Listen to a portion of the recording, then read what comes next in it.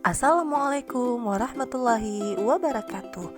Salam kenal, saya Maya Irmalia, guru dari SMA Negeri Ulumul Quran Kabupaten Pidi, Aceh, sekaligus sebagai calon guru penggerak Angkatan 7 di Kabupaten Pidi, Provinsi Aceh. Video ini merupakan gambaran pemikiran filosofis Ki Hajar Dewantara sesuai dengan pengetahuan dan pemikiran yang telah saya miliki. Baiklah, sebelumnya ada yang kenal nggak dengan Ki Hajar Dewantara? Ya, benar sekali. Beliau adalah seorang bapak pendidikan Indonesia yang lahir di Yogyakarta pada tanggal 2 Mei 1889 dengan nama aslinya Suwardi Suryaningrat.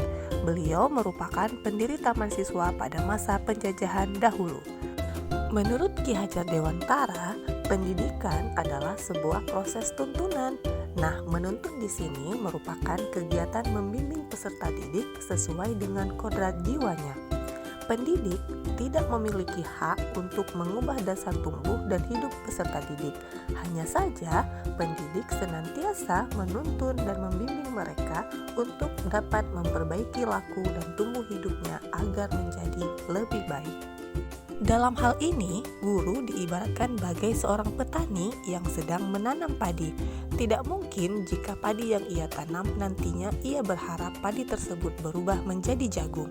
Yang bisa ia lakukan hanyalah menjadikan padi tersebut menjadi padi yang berkualitas tinggi dengan cara memberikan pupuk yang berkualitas baik, menyediakan air yang cukup, dan memusnahkan hama penyakit serta memperbaiki tanah. Begitupun yang terjadi pada dunia pendidikan. Jika seorang peserta didik memiliki kesenangan dalam bermain musik, maka kita tidak bisa memaksakannya untuk mampu menguasai bidang akademis demi mengikuti ujian semester. Tapi yang harus kita lakukan adalah selalu menuntun dan memfasilitasinya untuk bisa mendalami ilmu musiknya, sehingga ia mampu menjadi manusia yang merdeka dengan budi pekerti yang luhur. Selain itu, seorang pendidik juga diibaratkan sebagai seorang pengukir kayu. Untuk mengukir sebuah kayu, tentu ia harus memahami dengan benar keadaan kayu tersebut. Karena pendidikan adalah proses mengukir manusia, maka seorang guru pun harus memiliki ilmu yang memahami tentang keadaan manusia, yaitu ilmu tentang lahir dan batinnya manusia. Untuk menghasilkan sebuah ukiran yang indah, maka seorang pengukir kayu pun harus memahami tentang keindahan-keindahan ukiran. Begitu pula yang terjadi pada seorang pendidik. Ia harus mampu memahami tentang keindahan-keindahan batin dan lahir berupa etika dan estetika. Selain itu, tukang ukir juga harus memahami dan memiliki pengetahuan tentang beragam jenis ukuran dari pengukir lainnya, baik zaman sekarang maupun zaman dahulu. Begitupun dengan seorang pendidik, ia harus memahami bagaimana keadaan alam dan keadaan zaman dari peserta didiknya. Ki Hajar Dewantara melahirkan 3 semboyan untuk para pengajar yang terkenal dan dilestarikan hingga sekarang loh.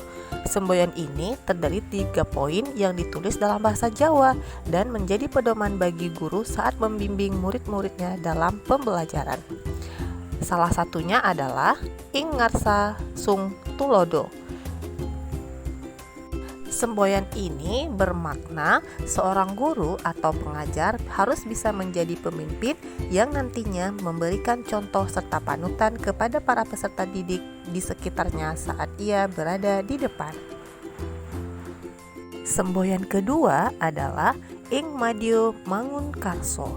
Semboyan yang kedua ini bermakna bahwa ketika guru atau pengajar berada di tengah-tengah orang lain maupun muridnya, guru harus bisa membangkitkan atau membangun niat, kemauan, dan semangat dalam diri orang lain di sekitarnya. Nah, semboyan yang ketiga dari Ki Hajar Dewantara adalah Tun Wuri Handayani. Tentu semboyan ini sudah tidak asing lagi, bukan?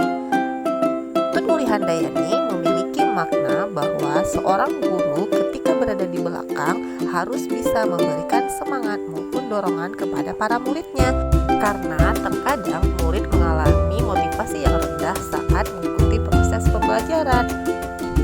Dari ketiga semboyan itu dapat kita simpulkan bahwa siswa dalam proses belajar mengajar semuanya harus berorientasi kepada peserta didik, sedangkan kita sebagai guru ataupun pengajar hanya diizinkan untuk memfasilitasi dan membimbing peserta didik kita untuk mencapai kebahagiaan.